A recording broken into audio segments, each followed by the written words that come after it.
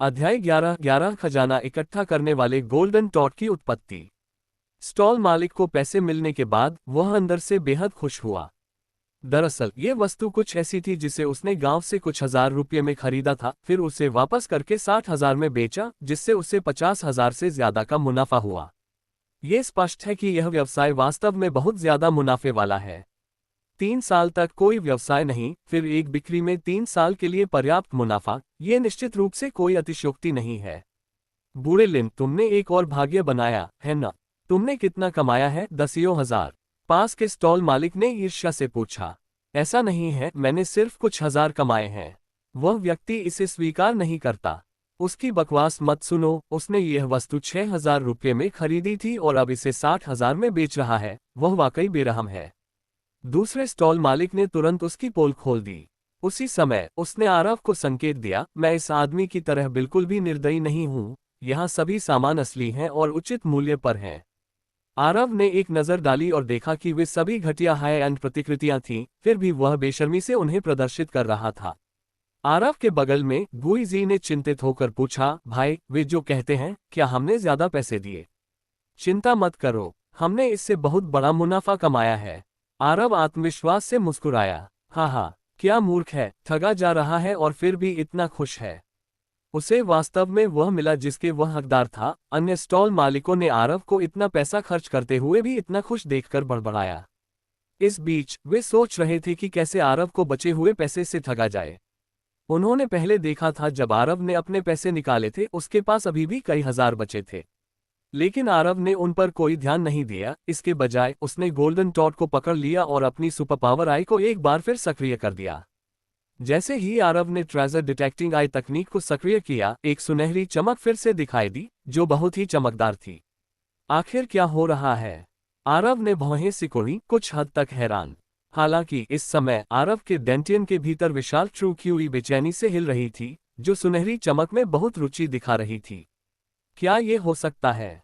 सदमे के संकेत के साथ आरव ने जल्दी से अपनी ट्रू क्यूई को तलाशने के लिए प्रसारित किया। वास्तव में जैसे ही उसने ट्रू क्यूई को अपने हाथों में डाला, गोल्डन टॉड पर सुनहरी चमक धीरे धीरे अवशोषित हो गई। वाह! एक बार जब सुनहरी चमक पूरी तरह से अवशोषित हो गई, तो आरव अवाक रह गया। ये पता चला कि उसके अंदर ट्रू क्यूई की स्ट्रैंड सुनहरी चमक को अवशोषित करने के बाद दोगुनी से भी अधिक हो गई थी और बहुत मजबूत हो गई थी। दरअसल जब सच्चा क्यूई अधिक प्रचुर और शक्तिशाली हो गया, तो इसका उपयोग करना अधिक सहज हो गया, जिससे यह अधिक दुर्जय हो गया। इस बीच सुनहरी चमक के चले जाने के बाद इस खजाने के बारे में जानकारी आरव के सामने आई। वास्तव में ये गोल्डन टॉड साधारण नहीं था, यह एक प्रसिद्ध प्राचीन टाइकून द्वारा जीवन भर पोषित एक धन आकर्षित करने वाला खजाना है। केवल उस नाम से ही यह अनिश्चित है कि कितने लोग इस गोल्डन टॉड को खरीदने के लिए दौड़ेंगे, चाहे कीमत कुछ भी हो। इस बीच स्टॉल मालिक आरव का मजाक उड़ाते रहे। आवाज मुश्किल से सुनाई दे रही थी, फिर भी गुईजी ने सुनी। तुम बहुत ज्यादा हो, लड़ाई शुरू करना चाहते हो? गुईजी अचानक क्रोधित हो गया, वह आरव का बचाव करना चाहता था। हाँ, लेकिन स्टॉल मालिक सिर्फ उपहास करते रहे और कुछ नहीं कहा।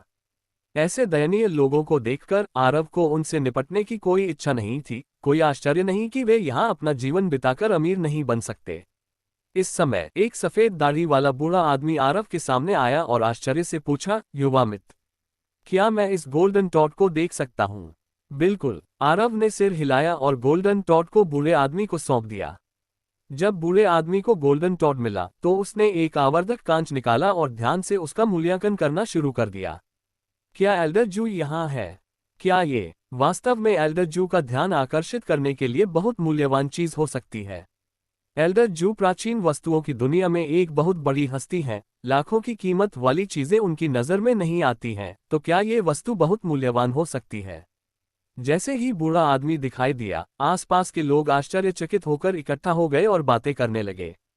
थोड़ी देर तक इसका मूल्यांकन करने के बाद एल्डर जू ने और अधिक आश्चर्य से कहा, यह वास्तव में अविश्वसनीय है। मुझे उम्मीद नहीं थी कि खजाना इकट्ठा करने वाला गोल्डन टॉड वास्तव में इस दुनिया में मौजूद होगा। खजाना इकट्ठा करने वाला गोल्डन टॉड। एल्डर जू की बातें सुनकर सभी हैरान रह गए। भीड़ की उलझन देखकर एल्डर जू ने धैर्यपूर्वक समझाना शुरू किया, आप सभी शेन वानसन को जानते हैं, है न? हाँ, मिंग राजवंश के दौरान जियानगन के पहले टाइकून। सभी ने सिर हिलाया। भीड़ की प्रतिक्रिया के बाद एल्डर जू ने आगे कहा, ऐतिहासिक अभिलेखों के अनुसार शेन वानसन मूल रूप से एक साधारण व्यक्ति थे जिन्होंने गलती से एक खजाना इकट्ठा करने वाला सुनहरा टोड प्राप्त किया था। खजाना इकट्ठा करने वाले सुनहरे टोड को प्राप्त करने के बाद शेन वानसन की सोच नाटकीय रूप से बदल गई और उन्होंने बहुत भाग्य का अनुभव किया। अंततः मिंग राजवंश के दौरान जियानगन के पहले टाइकून बन गए। शेन वानसन के दुर्भाग्य का सामना करने के बाद खजाना इकट्ठा करने वाला सुनहरा टोड गायब हो गया। अफवाह थी कि वह गायब हो गया था, लोगों के बीच खो गया है। और यह गोल्डन टॉड ऐतिहासिक रूप से दर्ज खजाना इकट्ठा करने वाले गोल्डन टॉड की विशेषताओं और विशेषताओं से बिल्कुल मेल खाता है। ये शेन वानसन द्वारा इस्तेमाल किया जाने वाला खजाना इकट्ठा करने वाला सुनहरा टोड है। क्या? एल्डर जू के बोलते ही सभी लोग अचंभित रह गए, अविश्वास से आरव को देख रहे थे। पहले उन्होंने आरव का मजाक उड़ाया, ये सोचकर कि आरव ने ऐसी चीज पर 60,000 खर्च करके नुकसान उठाया है। लेकिन उन्हें उम्मीद नहीं थी कि गोल्डन टोड की उत्पत्ति इतनी प्रसिद्ध होगी, संभावित रूप से एक भाग्य के बराबर। तभी उन्हें एहसास हुआ कि वास्तव में कौन अनजान था, किसके पास वास्तव में अंतर्दृष्टि की कमी थी। उनके चेहरे शर्मिंदगी से जल उठे। तो इसकी कीमत कितनी है? एल्डर जू के शब्दों को सुनकर गुईजी ने उत्साह से पूछा। इसका मूल्यांकन करना कठिन है, लेकिन उच्चतम मूल्य पर भी कोई भुगतान कर सकता है। एल्डर जू ने अपना सिर हिलाया, अनुमान लगाते हुए। धनी व्यक्तियों के लिए ये किसी भी राशि को खर्च करने के लायक है, यहाँ तक कि करोड़ों या अरबों में भी। क्या? एल्डर जू के शब्दों को सुनकर गुईजी और भी उत्साहित हो गया। आरव का हाथ पकड़ लिया और उत्सुकता से कहा, भाई तुम अमीर हो, तुम जल्द ही एक अरबपति बन जाओगे। शांत हो जाओ। आरव मुस्कुराया, एल्डर जू द्वारा वापस दिया गया गोल्डन टॉड लेते हुए। और स्टॉल मालिक ने आरव को उससे एक अमूल्य खजाना खरीदने के लिए 60,000 खर्च करते हुए देखा। उसे बहुत पछतावा हुआ। उसके अंदर जो थोड़ा गर्व था वह तुरंत गायब हो गया। अब उसके दिल में वह केवल रोना चाहता था, जोर से रोना चाहता था। उसे लगा कि उसने अरबपति बनने का मौका खो दिया है। आरव को गोल्डन टॉड लौटाने के बाद एल्डर जू मुस्कुराए और पूछा, युवक, बात करना चाहोगे?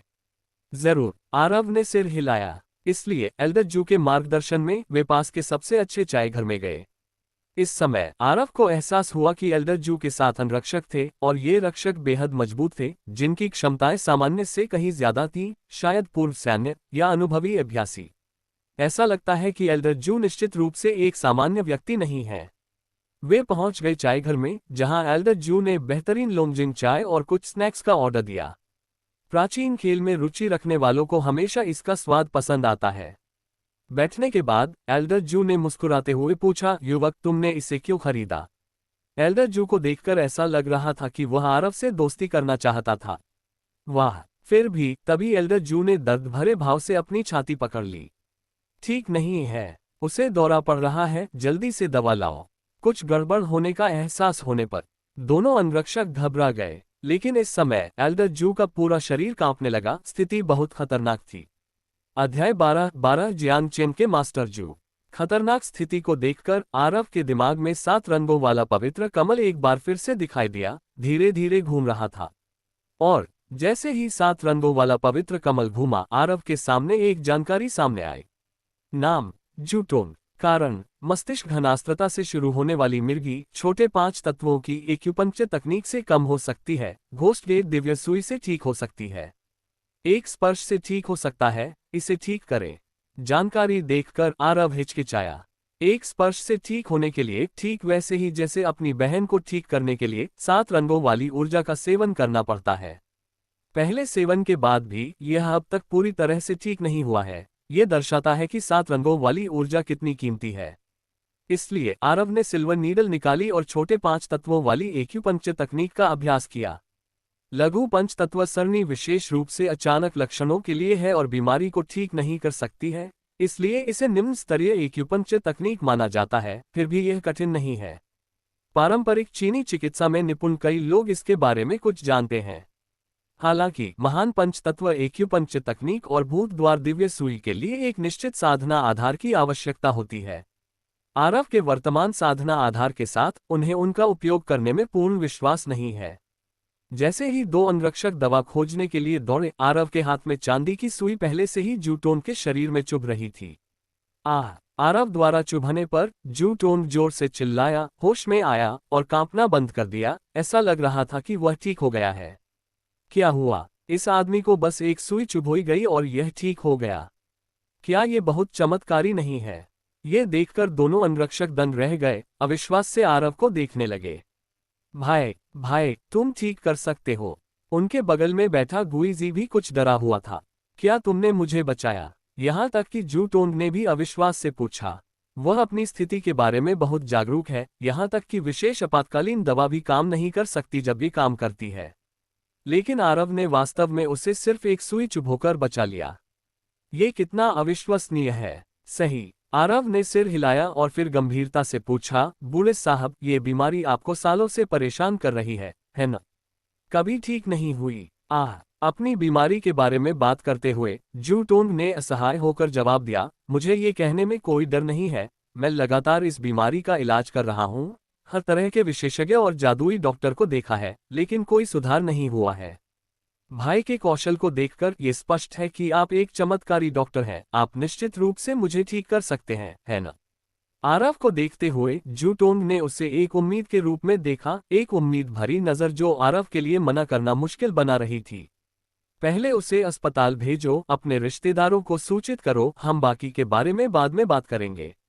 आरव मुस्कुराया, अभी भी जू टोंग की सुरक्षा के बारे में चिंतित था। आरव के संकेत पर अंगरक्षकों ने जू टोंग को अस्पताल पहुंचाया। दादाजी, आपको क्या हुआ? पिताजी, मुझे मत डराओ। जैसे ही वे अस्पताल पहुंचे, लोगों के एक समूह ने उन्हें घेर लिया, चिंता से पूछते हुए। इसके अलावा इन लोगों को देखकर वे एक साधारण परिवार की तरह नहीं लग रहे थे। खासकर उनमें से एक मध्यम आयु वर्ग का व्यक्ति जो बिना किसी क्रोध के अधिकार की आभा बिखेर रहा था। मेरे साथ क्या हो सकता है? जू टोंग ने गुस्से से जवाब दिया, फिर आरव का परिचय दिया। आज छोटे भाई ये का शुक्रिया, उसने मुझे बचा लिया।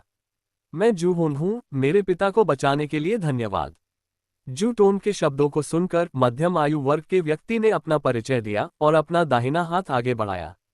जू होन नाम सुनकर आरव लगभग चौंक गया। यह कोई असाधारण व्यक्ति है। जियांगचेन में मास्टर जू, एक भयानक अस्तित्व जो जियांगचेन में सिर्फ एक कदम से ही कंपन पैदा कर देता है। मास्टर जू का अनादर करने की हिम्मत कौन करेगा? अप्रत्याशित रूप से जू टोंग की ऐसी पृष्ठभूमि थी और उसका बेटा जियांगचेन का मास्टर जू था। और अफवाहों के अनुसार जू होन के दो और भी अधिक दुर्जय भाई हैं। अपने भाइयों की तुलना में वह औसत माना जाता है। स्पष्ट रूप से जियांगचेन का जू परिवार बेहद शक्तिशाली है। आप नमस्ते। एक बार जब उसने प्रतिक्रिया दी तो आरव ने मुस्कुराते हुए जवाब देते हुए अपना हाथ बढ़ाया। युवा भाई, उससे मत डरो।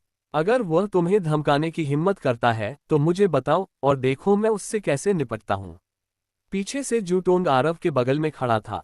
डर था कि आरव को धमकाया जाएगा। भाई, तुम ही हो जिसने मेरे दादा को बचाया है ना? मैं जू कुन हूँ, तुमसे मिलकर खुशी हुई। अपने दादा को आरव के लिए खड़े देखकर पास में एक युवक ने जल्दी से आरव का अभिवादन किया।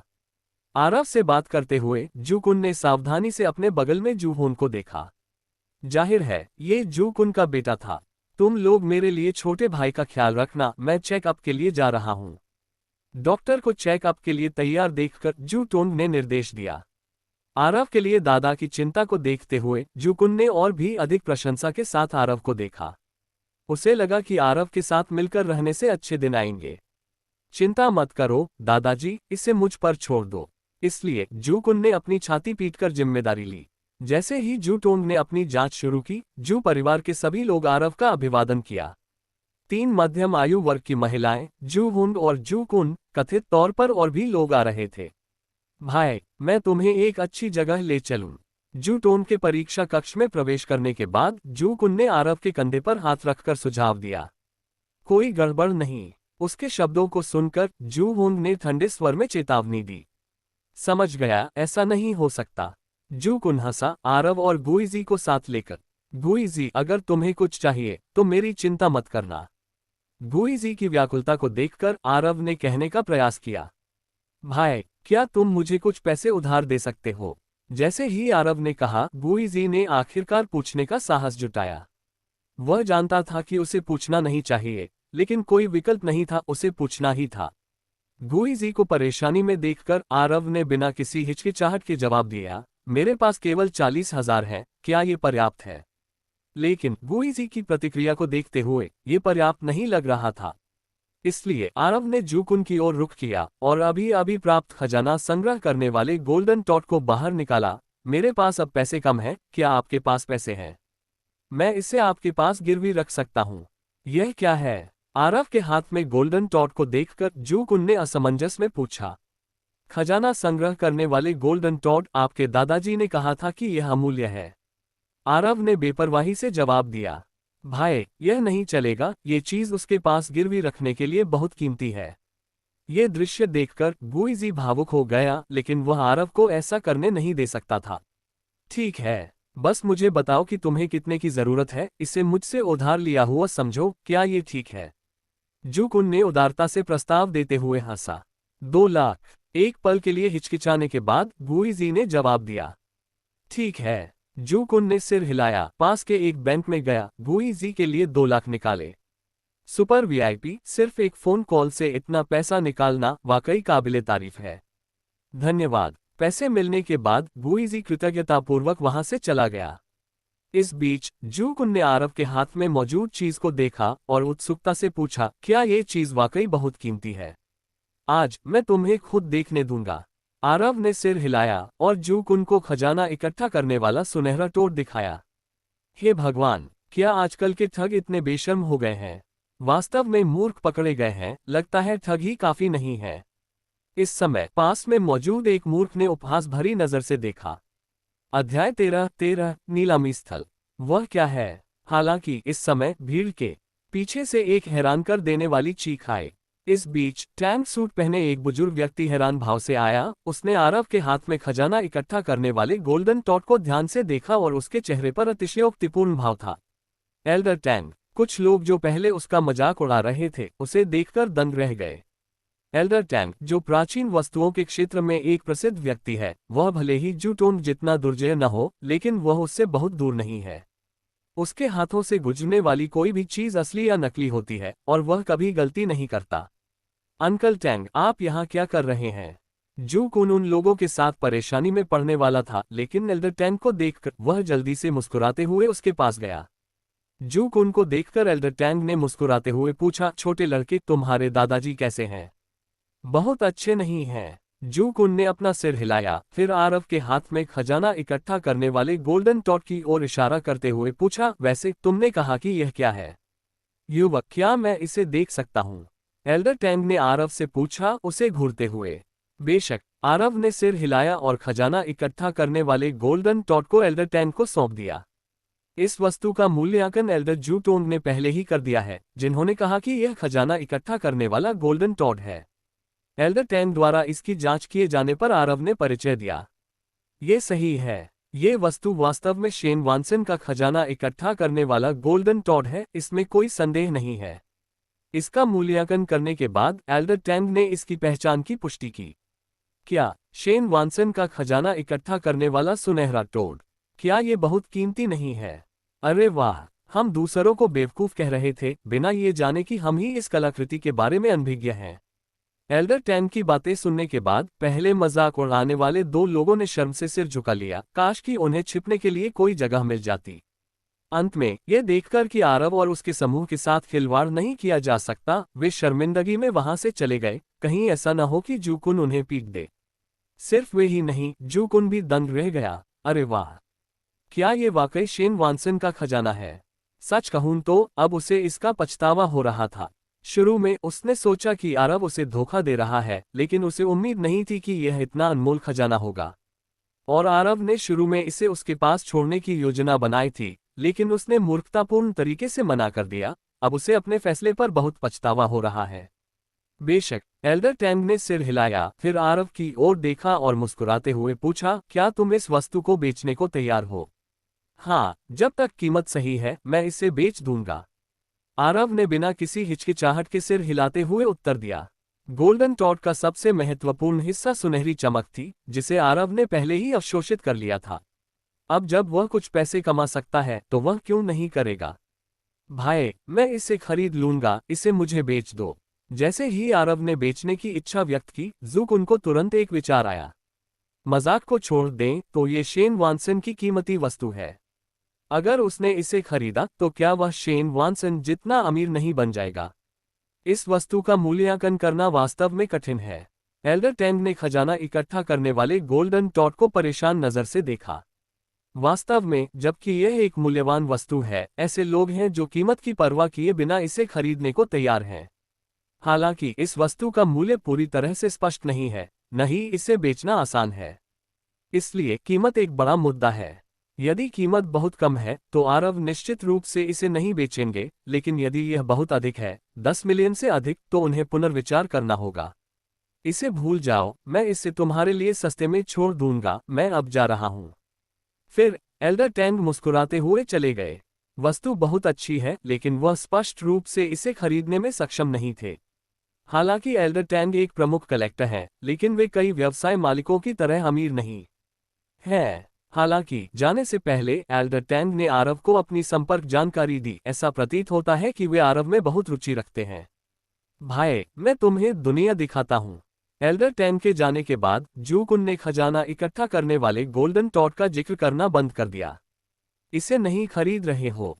आरव थोड़ा हैरान था। मैं इसे अभी खरीदने में सक्षम नहीं हूं जब तक कि मेरे पिताजी नहीं आते। जुकुन ने असहाय होकर अपना सिर हिलाया। जुकुन आरव को एक आलीशान क्लब में ले गया। यह एक सदस्यता प्रणाली है, सदस्यता के बिना आप अंदर नहीं जा सकते। इसके अलावा एक बार अंदर जाने पर बहुत से लोग पहले से ही सबसे भव्य हॉल में इकट्ठे हो चुके थे। आरव ने लापरवाही से चारों ओर देखा और पाया कि यह जियांगचेन के प्रसिद्ध लोगों से भरा हुआ था। उनमें से कोई भी ऐसा व्यक्ति नहीं था जिसे आरव भड़काने का जोखिम उठा सके। युवा मास्टर जू, आप यहाँ हैं। युवा मास्टर जू, आप अभी क्यों आए? जैसे ही जुकुन आया, सभी ने सिर हिलाया और झुककर गर्मजोशी से उसका अभिवादन किया। उनके साथ विनम्रतापूर्वक बातचीत करते हुए जुकुन आरव का परिचय देना नहीं भूला। यह आरव है, मेरा भाई। तो ये युवा मास्टर ये है, मैं आपके लिए टोस्ट करता हूँ। युवा मास्टर ये, मैंने अपना ड्रिंक खत्म कर लिया है, आप जो चाहे कर सकते हैं। जुकुन का परिचय सुनने के बाद इन हाई प्रोफाइल लोगों ने आरव के साथ गर्मजोशी से टोस्ट किया, उसे खुश करने की कोशिश की। ये कुछ ऐसा था जिसकी आरव ने पहले कभी कल्पना भी नहीं की थी, कि वह इतने सारे प्रभावशाली लोगों को अपने साथ इतना अच्छा व्यवहार करवा सकता है। विनम्रता से। बेशक आरव जानता था कि वह जू परिवार और जुकुन की महिमा का आनंद ले रहा था।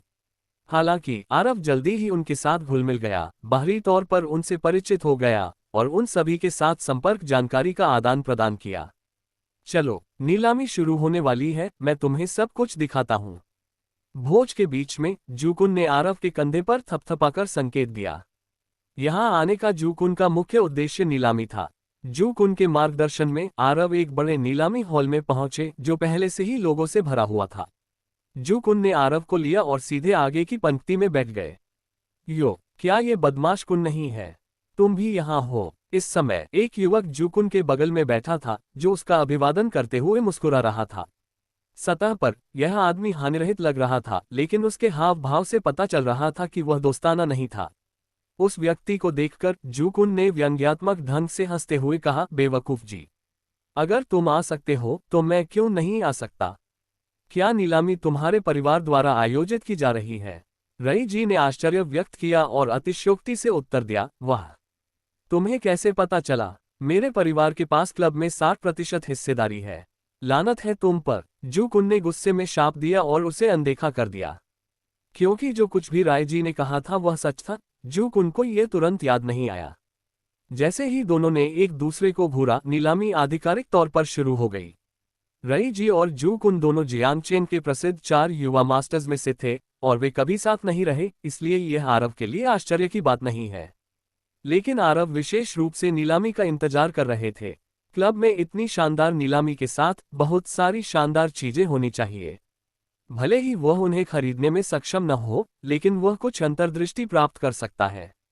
निश्चित रूप से जैसे ही नीलामी शुरू हुई, आरव आश्चर्यचकित रह गया। नीलामी के लिए लाई गई पहली वस्तु एक प्रसिद्ध कलाकार की पेंटिंग थी जिसकी शुरुआती बोली 1 मिलियन थी, और प्रसिद्ध कलाकार की यह पेंटिंग कम से कम 5 मिलियन की है। इतनी बढ़िया वस्तु के साथ शुरुआत करने से आरव और भी उत्साहित हो गया। कौन जानता है कि आरव की इच्छा के अनुसार कुछ सामने आएगा या नहीं। अगर कुछ ऐसा सामने आता है जो उसके साधना आधार को बढ़ा सकता है, तो वह उसे खरीदने के लिए पैसे उधार लेगा। अध्याय 14 असली खजाना। अंत में पहली नीलामी वस्तु 5 मिलियन से अधिक में ऊंची कीमत पर बिकी।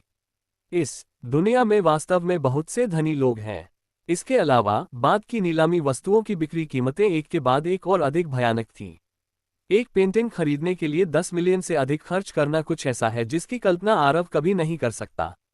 दुर्भाग्य से ये साधारण प्राचीन वस्तुएं खजाना इकट्ठा करने वाले गोल्डन टॉट की तरह सुनहरी चमक नहीं छोड़ती हैं। अन्यथा आरव अपनी साधना के आधार को बढ़ाने के लिए सुनहरी चमक को अवशोषित करने का एक तरीका खोज लेता। इस समय नीलामी मंच पर एक अजीब सी डिस्क दिखाई दी। अगली वस्तु काफी असाधारण है। जैसे ही डिस्क दिखाई दी, नीलामीकर्ता उत्साह से चिल्लाया, यह एक जादुई कलाकृति है जिसे एक गुरु ने पवित्र किया है। इसमें नींद लाने में सहायता करने और आत्मा को पोषण देने वाले प्रभाव हैं। एक बार जब आप इसके करीब पहुंचेंगे तो आपको लगेगा कि आपका मन शांत और बहुत सुखद है। हर कोई आकर इसे आजमा सकता है। नीलामीकर्ता की चीख पुकार के बीच कई लोग इसे आजमाने के लिए आगे आए। आरव भी इसे आजमाने गया और उसे वाकई ऐसा ही लगा। एक बार पास जाने पर यह अतुलनीय रूप से ताज़ा था और वास्तव में नींद में सहायक और आत्मा को पोषण देने वाले प्रभाव थे। इसके अलावा आरव ने इसके सिद्धांत को भी समझा। ये सिर्फ एक साधारण डिस्क है जिस पर एक साधारण पौष्टिक आत्मा सरणी उकेरी गई है। ऐसी सरणी जब तक सामग्री है, आरव जितनी चाहे उतनी बना सकता है, यहाँ तक कि इससे 100 गुना अधिक उन्नत भी बना सकता है। वह हैरान था कि यह चीज़ कैसे हर किसी के लिए एक कीमती वस्तु बन सकती है। अगर यह चीज़ वाकई ऊंची कीमत पर मिल सकती है तो क्या आरव अमीर नहीं बन जाएगा? इस समय आरव ने देखा कि उसके बगल में जू कुन बहुत उत्साहित लग रहा था। ये देखकर आरव ने जल्दी से पूछा, क्या आपको इस चीज़ में कोई दिलचस्पी नहीं हो सकती है ना? ये वाकई एक अच्छी चीज़ है। अगर मैं इसे अपने दादाजी के लिए वापस खरीदूंगा तो उन्हें ये जरूर पसंद आएगी। जू कुन ने सिर हिलाया और दृढ़ निश्चय के साथ उत्तर दिया। तो फिर तुम निराश होने ही वाले हो। मैं इस चीज को पाने के लिए दृढ़ संकल्पित हूं। जू कुन की बातें सुनकर उसके बगल में बैठी रई जी ने उत्तेजक ढंग से जू कुन की ओर देखा। तुम कोशिश कर सकते हो। जू कुन ने अपने मन में कुछ रोकते हुए ठंडी सांस ली। इस खजाने की कोई शुरुआती बोली नहीं है और तुम कोई भी बोली लगा सकते हो। नीलामी अभी शुरू होती है। सभी के देखने के बाद नीलामीकर्ता ने मुस्कुराते हुए संकेत दिया। 5 मिलियन। क्या तुम सच में सोचते हो कि तुम 5 मिलियन में इतना बड़ा खजाना खरीद सकते हो? हास्यास्पद है, मैंने 10 मिलियन की बोली लगाई है। 11 मिलियन, 12 मिलियन। जैसे ही नीलामी शुरू हुई, अचानक माहौल तनाव से भर गया, मानो हर कोई इस खजाने में दिलचस्पी रखता हो। वास्तव में कई अमीर व्यक्तियों के लिए स्वास्थ्य धन से भी अधिक महत्वपूर्ण है। ये देखकर आरव दंग रह गया। अगर यह चलन जारी रहा, अगर उसने और भी बेहतर और उन्नत एरे बनाए, तो क्या वह अमीर नहीं बन जाएगा? 20 मिलियन। इस समय राय जी ने सीधे कीमत बढ़ाकर 20 मिलियन कर दी। 25 मिलियन। जू कुन तुरंत ही आश्वस्त नहीं हुआ, राय जी से भिड़ गया। इस बार जू कुन एक मिशन के साथ आया था। उसके पिता ने उसे पर्याप्त धन दिया था, ये जानते हुए कि यह एक कठिन लड़ाई होगी। 40 मिलियन। राय जी ने अपना हाथ हिलाया, तुरंत कीमत बढ़ाकर 40 मिलियन कर दी, जिसका उद्देश्य सभी को गति से अभिभूत करना था। 50 मिलियन। जू कुन बिल्कुल भी पीछे नहीं हटा। उनके चिल्लाने के बीच कीमत 70 मिलियन से अधिक हो गई। इस समय दोनों व्यक्ति अधिक सतर्क थे, हर बार बोली को दसियों हजार से बढ़ा रहे थे। जू कुन को बोली जारी रखने की तैयारी करते देख आरव ने सलाह दी, 80 मिलियन बोलो। जू कुन ने आरव की ओर देखा, फिर अपना मन बनाया, चिल्लाया, 80 मिलियन। जब जू कुन ने 80 मिलियन बोला तो आरव ने राय जी के हाव भाव पर नजर डाली। राय जी एक पल के लिए स्तब्ध रह गई, फिर निर्णायक रूप से बोली, 80 मिलियन और 50,000। आरव के मार्गदर्शन में जू कुन ने धीरे धीरे कीमत बढ़ाई। उसी समय आरव ने राय जी के बदलते हाव भाव पर भी ध्यान दिया। आखिरकार 85 मिलियन पर राय जी ने स्पष्ट रूप से संकोच किया, लेकिन अंत में अनिच्छा से अपना हाथ उठाया। 85 मिलियन और 50,000। ये राय जी की सीमा होनी चाहिए। अभी भी बढ़ रहा है। जू कुन ने पूछा। अब और जरूरत नहीं है, ये चीज इसके लायक नहीं है, मैं इसे बाद में आपके लिए बना दूंगा।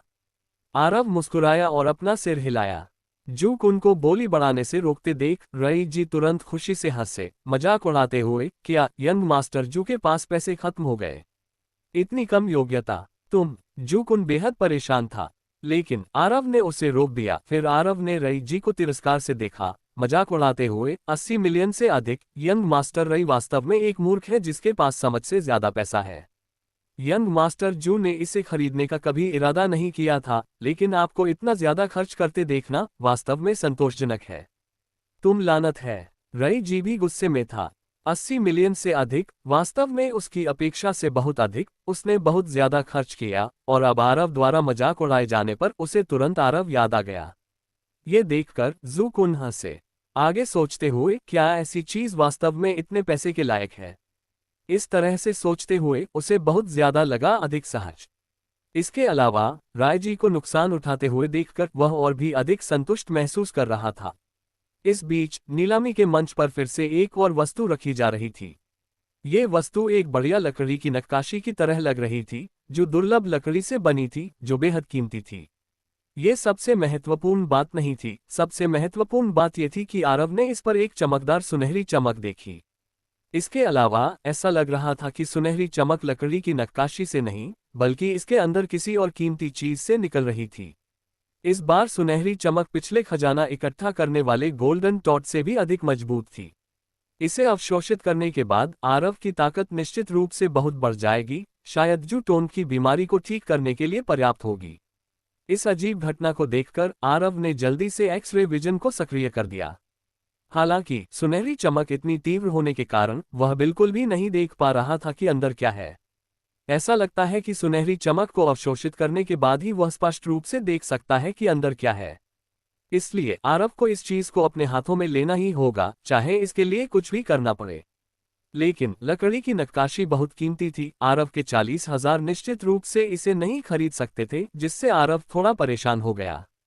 इसलिए आरव ने जूकुन को अपने पास खींचा और चुपचाप सुझाव दिया, इस चीज को खरीदने में मेरी मदद करो, मैं तुम्हारे पास संपार्श्विक के रूप में खजाना इकट्ठा करने वाला सुनहरा टोड रख दूंगा। जरूर। जूकुन ने बिना सोचे समझे सहमति जताई।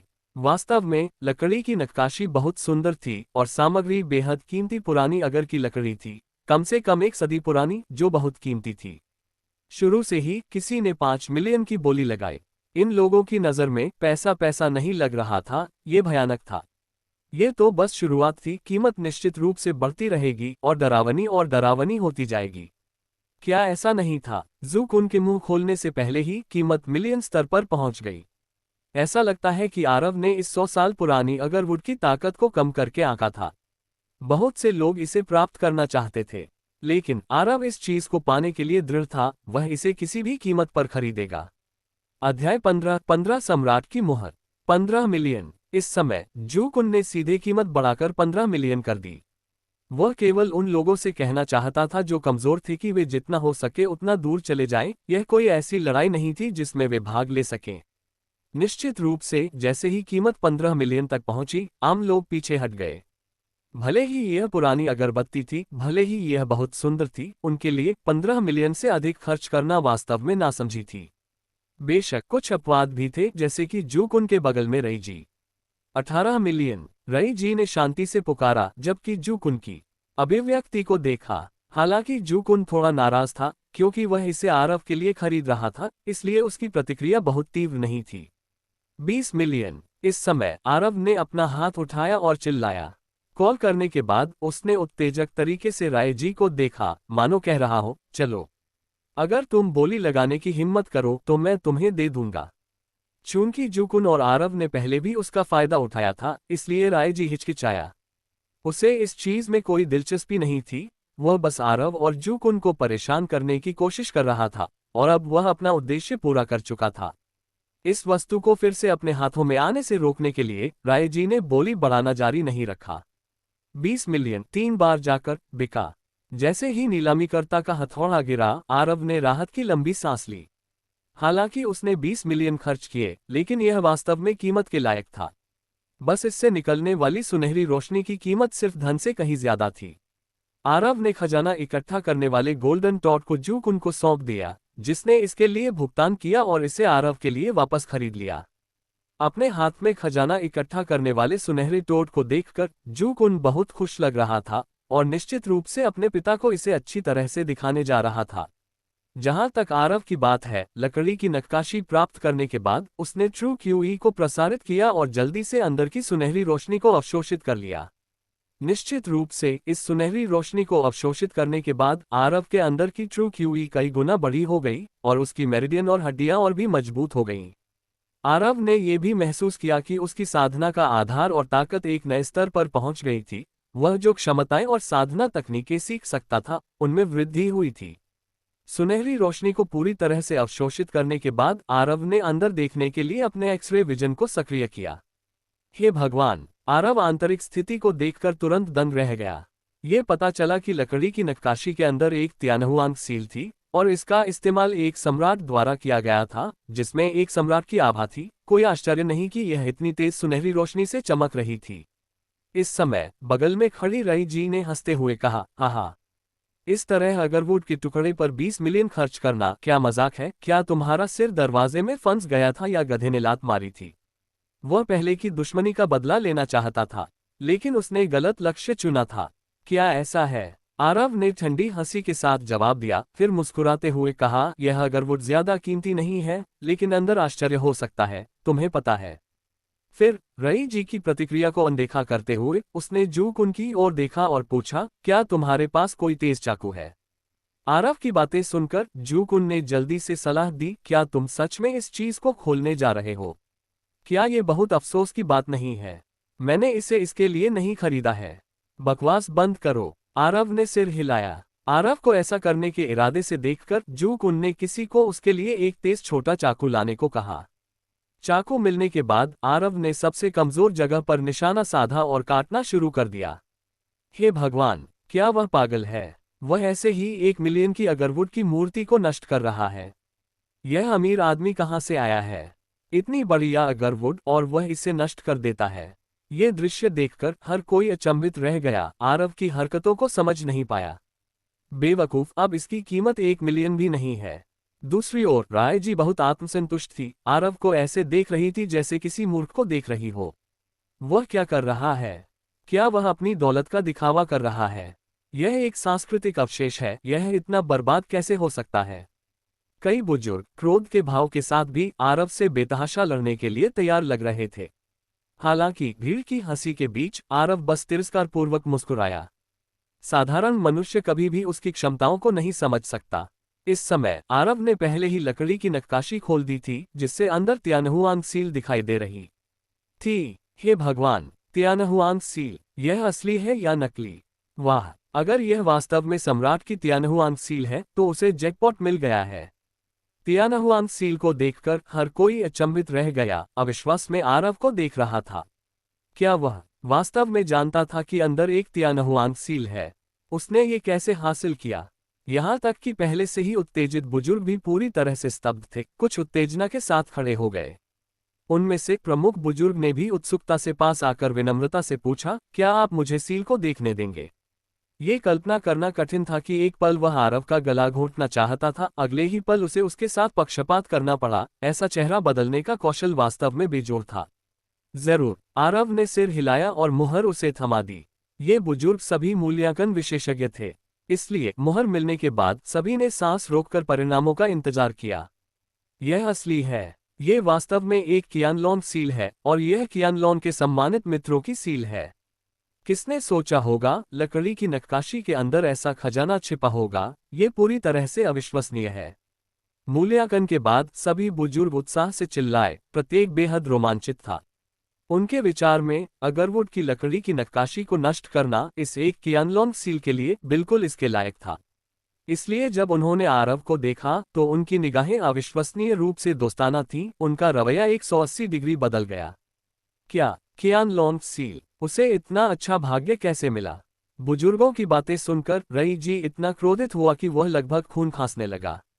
मूल रूप से वह इस अवसर का उपयोग आरव का पूरी तरह से मजाक उड़ाने के लिए करना चाहता था। अप्रत्याशित रूप से आरव एक कियानलॉन सील को प्रकट करने में कामयाब हो गया, जिसकी कीमत शुरू से ही करोड़ों में थी, जो कि एक साधारण अगरवुड की लकड़ी की नक्काशी के बराबर नहीं थी। अद्भुत! किसने सोचा होगा कि वह वास्तव में एक सम्राट की सील को प्रकट करेगा? उसने इस बार बड़ी सफलता हासिल की है।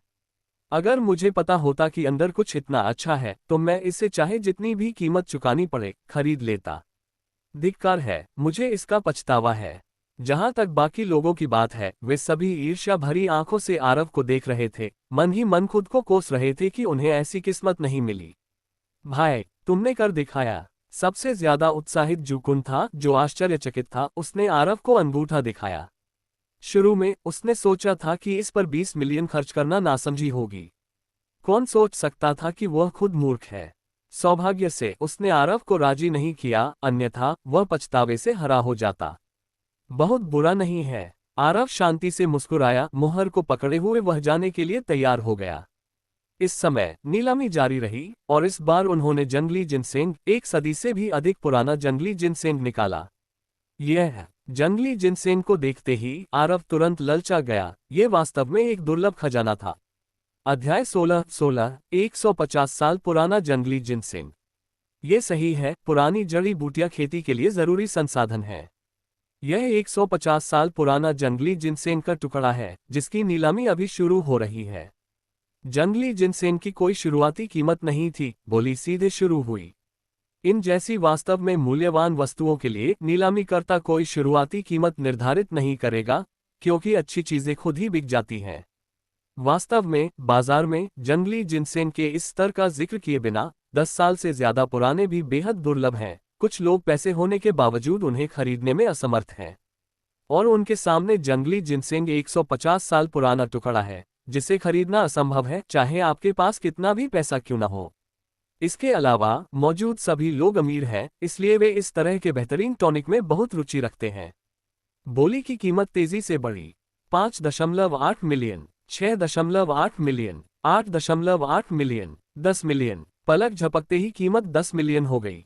ये देखते हुए कि यह कितना जरूरी है, आरव ने झट से जूकुन को अपने पास खींच लिया और फुसफुसाया, भाई, इस चीज को खरीदने में मेरी मदद करो, चाहे इसकी कीमत कुछ भी क्यों न हो।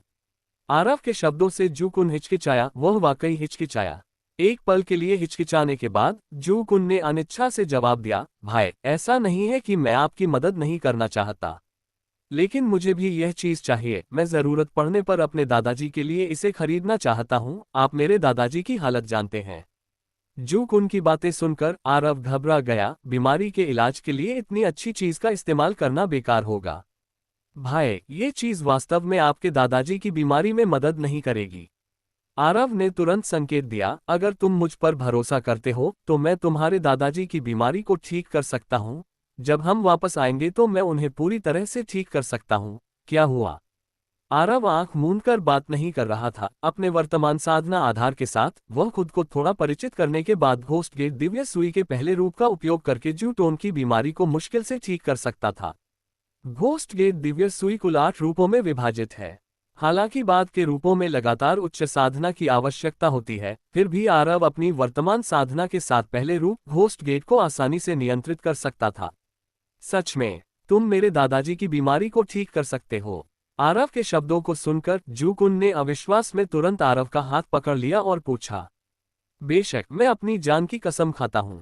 आरव ने सिर हिलाया और फिर सुझाव दिया, क्या हुआ, तुम ये चीज खरीदो और जब मैं तुम्हारे दादाजी की बीमारी को ठीक कर दूं तो तुम इसे मुझे दे दो। मैं तुम्हें पैसे भी वापस कर दूंगा। क्या हुआ? जब तक तुम मेरे दादाजी की बीमारी ठीक कर सकते हो तब तक पैसे का कोई महत्व नहीं है। जूकुन ने सिर हिलाया और अपना सिर हिलाया। आरव के समझाने पर जूकुन ने सावधानी बरती और बोली लगाने की लड़ाई में शामिल हो गया। 18 मिलियन। जल्द ही कीमत 18 मिलियन तक पहुंच गई। जूकुन के मैदान में उतरने के साथ उसके बगल में बैठे रायजी शांत नहीं बैठ सके और जूकुन के साथ प्रतिस्पर्धा करने लगे। 20 मिलियन। इसके अलावा यह आदमी निर्दयी था, उसने तुरंत 20 मिलियन की पेशकश की। 22 मिलियन। जूकुन ने भी बिना पलक झपकाए बोली लगाई। जूकुन को बोली लगाते देख राय जी ने उपहास किया और ताना मारा, मुझे पता है कि तुम अपने दादाजी के इलाज के लिए जंगली जिनसेंग खरीदना चाहते हो, लेकिन मेरे यहाँ होने के कारण इसे खरीदने के बारे में सोचना भी मत। ओह सच में? चलो देखते हैं। जूकुन ने तिरस्कारपूर्वक उपहास किया, आप पहले ही 80 मिलियन से अधिक खर्च कर चुके हैं। मुझे आश्चर्य है कि आपके पास अभी भी कितना पैसा है। बोली जीतने के बाद भुगतान करने के लिए कोई पैसा न हो। आप? रई जी जूकुन के शब्दों से क्रोधित हो गए। वास्तव में उन्होंने पहले ही 80 मिलियन से अधिक खर्च कर दिए थे और उनके पास शायद ही कोई पैसा बचा था, जिससे जुकुन के साथ प्रतिस्पर्धा करना असंभव हो गया। उन्हें गुस्सा आया, लेकिन ये भी डर था कि जुकुन और आरव उन्हें फिर से फंसा सकते हैं और उन्हें भुगतान करने के लिए पैसे के बिना छोड़ सकते हैं। ठीक है, चलो इंतजार करते हैं और देखते हैं। एक खर्राटे के बाद रईजी मुड़े और बिना कोई और बोली लगाए चले गए। जुकुन ने आखिरकार राहत की सांस ली। उन्हें वास्तव में रईजी के साथ प्रतिस्पर्धा करने की चिंता थी, जिसके लिए उन्हें काफी अधिक पैसे खर्च करने पड़ते। रईजी के हटने के बाद हालांकि अन्य लोग प्रतिस्पर्धा करना चाहते थे, जुकुन ने 150 साल पुराने जंगली जिनसेन के टुकड़े को 20 मिलियन से अधिक में सुरक्षित कर लिया। जंगली जिनसेन के इस टुकड़े को देखकर आरव का दिल खुजलाने लगा, खासकर जब वह करीब गया और उस अद्भुत औषधीय सुगंध को सूंघा तो वह वास्तव में मादक था। इसके अलावा जंगली जिनसेन से एक हल्की सुनहरी आभा निकल रही थी जो बेहद आकर्षक थी। चलो चलो तुम्हारे दादाजी की बीमारी का इलाज करते हैं, आरव ने उत्सुकता से कहा। अभी जुकुन आरव के उत्साह से थोड़ा हैरान था। बेशक, जितनी जल्दी हो सके उतना अच्छा है, आरव ने निर्णायक रूप से सिर हिलाया और बिना किसी हिचकिचाहट के जवाब दिया। जैसे ही आरव जाने वाला था, किसी ने उसे रोका और विनम्रता से पूछा, सर, क्या आप ये कियानलोंग सील बेच रहे हैं? इसे बेचो, मैं इससे सबसे अधिक कीमत देने वाले को बेचूंगा। आरव ने सिर हिलाया। आरव को ऐसी वस्तुओं में कोई दिलचस्पी नहीं थी, उसे केवल पैसे में दिलचस्पी थी। बात यह है कि मैं नीलामी का प्रबंधक हूं और यदि आप इच्छुक हैं तो हमें कियानलोंग सील की नीलामी में आपकी मदद करने में खुशी होगी। आरव की दिलचस्पी सुनकर दूसरे पक्ष ने उसे एक व्यवसाय कार्ड दिया। आरव ने कार्ड लिया और जुकुन की ओर देखा प्रश्नवाचक भाव से। ये सही है, ये व्यक्ति नीलामी का प्रबंधक है, आप उस पर भरोसा कर सकते हैं। जुकुन ने सिर हिलाकर उस व्यक्ति की पहचान की पुष्टि की। बाद में इस बारे में बात करते हैं। हालांकि वह व्यक्ति नीलामी प्रबंधक था, लेकिन आरव ने यहां नीलामी करने के बारे में नहीं सोचा था। ये स्थल रायजी के परिवार का है और आरव को वह पसंद नहीं था। हालांकि नीलामी और स्थल अलग अलग थे, लेकिन उनके रिश्ते की प्रकृति कौन जानता था। वास्तव में ये देखते हुए कि रायजी भी नीलामी में भाग ले रही थी, ऐसा लग रहा था कि नीलामी और स्थल एक ही इकाई नहीं थे। नीलामी ने केवल स्थल के स्थान का उपयोग किया। ठीक है, अगर आप रुचि रखते हैं तो बेझिझक मुझे कॉल करें। दूसरा पक्ष विनम्रता से मुस्कुराया। आप सहमत क्यों नहीं हुए? जाने के बाद जुकुन ने असमंजस में पूछा, क्या ये रायजी के परिवार का स्थल नहीं है? क्या हमारे और उसके बीच खराब संबंध नहीं है? मुझे डर है कि वह मुझे धोखा दे सकता है, आरव ने मुस्कुराते हुए जवाब दिया। हाँ, जुकुन ने आरव की प्रतिक्रिया पर तुरंत हंस दिया। उसने सोचा, अगर रायजी ने ये सुना तो वह शायद पीला पड़ जाएगा। जियांगचेन का प्रतिष्ठित राजकुमार लोगों को पैसे के लिए ठगने के लिए कैसे कम हो सकता है? हंसने के बाद रायजी ने समझाया, नीलामी और उस बदमाश जी का वास्तव में कोई संबंध नहीं है। नीलामी का आयोजन करने वाले लोगों की पृष्ठभूमि शक्तिशाली है, उन्होंने बस उसकी जगह का इस्तेमाल किया। इसके अलावा उसे स्थल का उपयोग करने के लिए घुटनों के बल बैठकर उनसे विनती करनी पड़ी, अन्यथा वे इस घटिया जगह पर विचार नहीं करते। ओह, तो ऐसा ही है, आरव ने सिर हिलाया और जुकुन की कार में बैठ गया। इनमें से कोई भी बात ज्यादा मायने नहीं रखती थी। अब सबसे महत्वपूर्ण बात थी ज़ूटोन को जल्दी से ठीक करना और वाइल्ड जिनसेन प्राप्त करना। वाइल्ड जिनसेन के बिना आरव बेचैन महसूस कर रहा था, संभावित अप्रत्याशित घटनाओं के बारे में चिंता कर रहा था। दरअसल जब वे अपने रास्ते पर थे, ज़ूटोन को एक और आपात स्थिति का सामना करना पड़ा। अस्पताल ने तत्काल बचाव कार्य शुरू किया और स्थिति बेहद गंभीर थी। अध्याय 17 अभिमानी अक्षम लोग। वापस आते समय जुकुन और आरव को एक फोन आया। ये सुनकर कि उसके दादा को ऑपरेशन रूम में भेज दिया गया है, जुकुन तुरंत घबरा गया और उसने ड्राइवर को जल्दी करने और तेज गाड़ी चलाने का संकेत दिया। ड्राइवर ने पूरी तरह से तेजी से गाड़ी चलाई और कम से कम समय में अस्पताल पहुंच गया। अस्पताल पहुंचने और बेचैन भीड़ को देखकर जुकुन ने जल्दी से पूछा, दादाजी की हालत कैसी है? स्थिति आशावादी नहीं है, जुहुन ने असहाय होकर उत्तर दिया। स्थिति गंभीर सुनकर जुकुन ने जल्दी से जंगली जिनसेन निकाला और उत्सुकता से पूछा, मुझे अभी अभी यह 150 साल पुराना जंगली जिनसेन मिला है, क्या ये दादाजी की मदद करेगा? वह इतना घबरा गया कि वह स्वाभाविक रूप से आरव के साथ किए गए समझौते को भूल गया, लेकिन आरव ने उसे दोष नहीं दिया। उसी समय ऑपरेशन रूम का दरवाजा खुला और एक डॉक्टर सिर हिलाते हुए बाहर आया। हमने अपनी तरफ से पूरी कोशिश की, लेकिन स्थिति अच्छी नहीं है। साथ ही जूटोन को बाहर निकाला गया, जो बहुत बुरी हालत में दिख रहा था। इस डर से उसके जीने की संभावना ज्यादा से ज्यादा 3 दिन होने का अनुमान था। झूठ बोलने वालों का झुंड। उनकी बातें सुनकर जूकुन भड़क गया और कोसने लगा। चिंता मत करो, मैं सबसे अच्छे राष्ट्रीय चिकित्सा विशेषज्ञों को लाया हूं, जो निश्चित रूप से पिताजी की बीमारी को ठीक कर देंगे। तभी सैन्य वर्दी में एक अधेड़ उम्र का आदमी बुजुर्गों के एक समूह के साथ अंदर आया। आरव ने ध्यान से देखा और पाया कि उस आदमी के पास एक उच्च पद, एक फूल और एक सितारा था। वास्तव में एक मेजर जनरल था। सैन्य आदमी के पीछे झोंकशान सूट में एक और अधेड़ उम्र का आदमी और लोगों के साथ अंदर आया और उत्सुकता से बोला, पिताजी ठीक हो जाएंगे क्योंकि मैं कुछ प्रसिद्ध डॉक्टरों को भी लाया हूं। बाद वाले को देखकर आरव और भी हैरान हो गया। हालांकि यह व्यक्ति सादे कपड़े पहने हुए था, लेकिन उसके चेहरे पर वर्षों से शीर्ष पर रहने का अधिकार भरा हुआ था, जो अक्सर टेलीविजन पर दिखाई देता था।